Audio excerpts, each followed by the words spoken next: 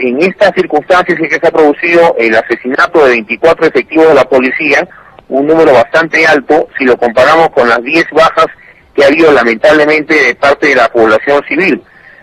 Es de entender que si se tratase de una acción política para exterminar o cometer un genocidio, las bajas policiales debían haber sido mucho menos, y en todo caso los nativos heridos o fallecidos debían contarse por varias decenas o cientos de ciudadanos peruanos, ¿no?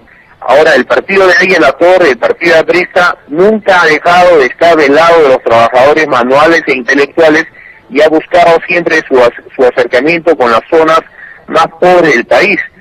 No debe olvidarse, señor amigo periodista, que en el gobierno del presidente Alan García la pobreza se ha reducido, según cifras nacionales y cotejadas con información internacional, en 20 puntos en la Amazonía peruana.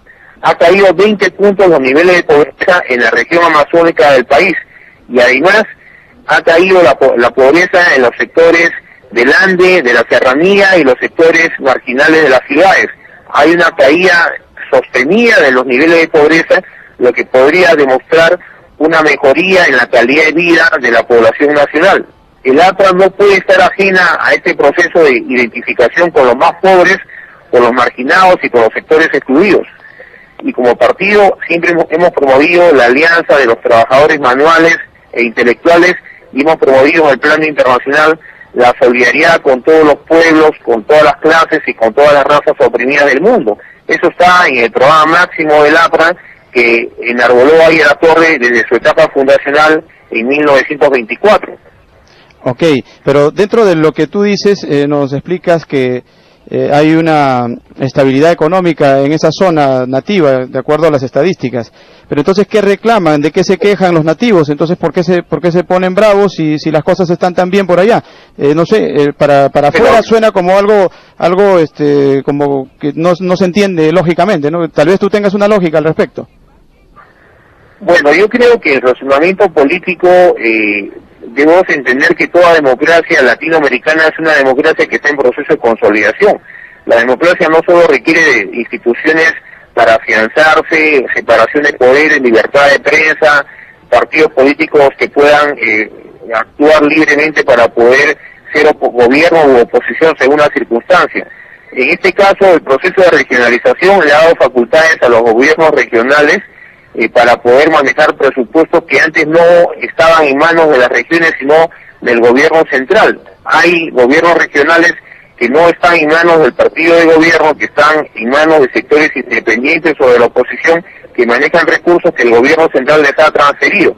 Lo que ha pasado en este proceso de crisis, y el presidente Alan García lo ha reconocido en su mensaje a la nación el pasado miércoles 17 de junio, que no se dio debidamente o adecuadamente la consulta respecto a las normas legales que se aprobaron dentro de las facultades que el Poder Ejecutivo tuvo por parte del Congreso, bajo el supuesto que como no se afectaba el derecho y el patrimonio de los nativos y comunidades nativas respecto al territorio amazónico, estaba salvaguardada la garantía y el derecho a la propiedad perpetua sobre esas tierras.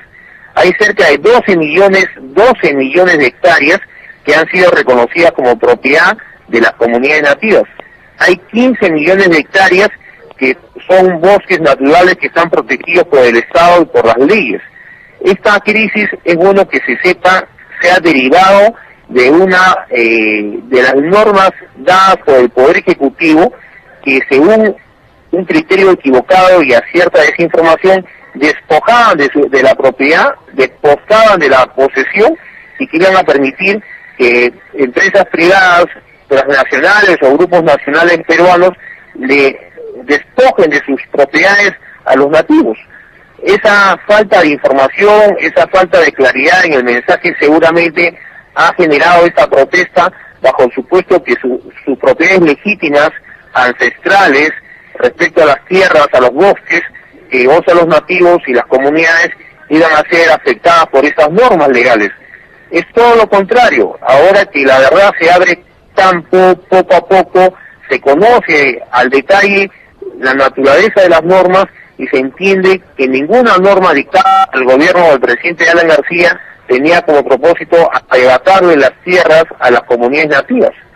Esta falta de claridad tal vez en el mensaje del gobierno o esta falta de conocimiento de las comunidades nativas los ha empujado a tomar acciones de toma de carreteras o de presión política a través de acciones de fuerza que el gobierno toleró durante varias semanas. Estamos hablando de casi 2 meses de toma de carreteras en lugares estratégicos como es la carretera marginal de la selva, que en Perú se conoce como la carretera Fernando Belaúnde Terry, ¿no?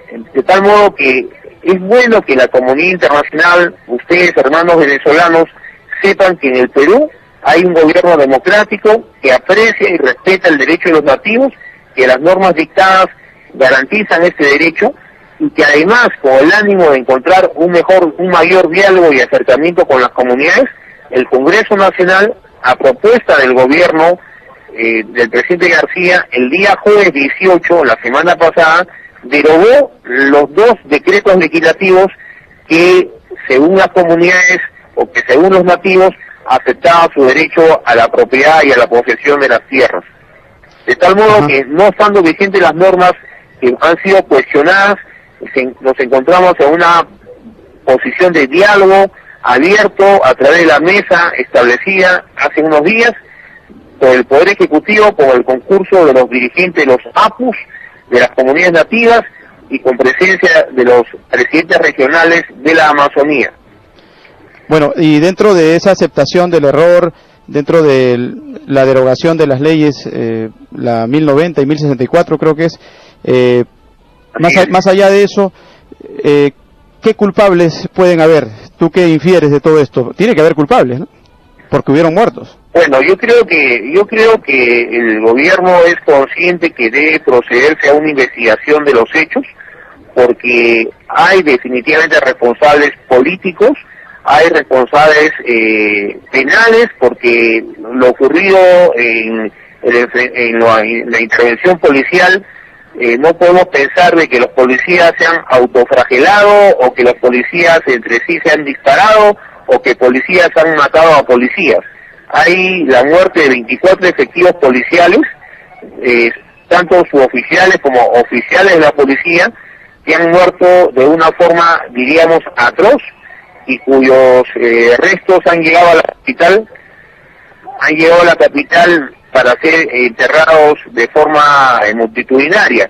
Entonces el gobierno, y creo que la opinión pública, reconoce que es necesario una investigación para señalar responsabilidades penales respecto a lo ocurrido con respecto a los policías y respecto a la lamentable pérdida de vidas humanas de pobladores de las comunidades nativas que todo el país lamenta y el gobierno del presidente García en especial. Si hay una investigación independiente con organismos autónomos, se va a poder saber la verdad de los hechos. Quiero adelantar lo siguiente: hasta el día de hoy la Defensoría del Pueblo, que dirige la doctora Beatriz Merino, que no tiene vínculo alguno con el APRA, y el Ministerio Público han señalado que de parte de los nativos hay solo, hasta la fecha, lamentablemente, 10 víctimas, 10 fallecidos. Bien, parece que se nos cayó la llamada. Nos vamos a la identificación de la estación y luego volvemos aquí a sintonía con más información en directo desde Lima, Perú, con el secretario nacional de Relaciones Exteriores del Partido de Gobierno peruano, José Antonio Torres Iriarte. Ya venimos.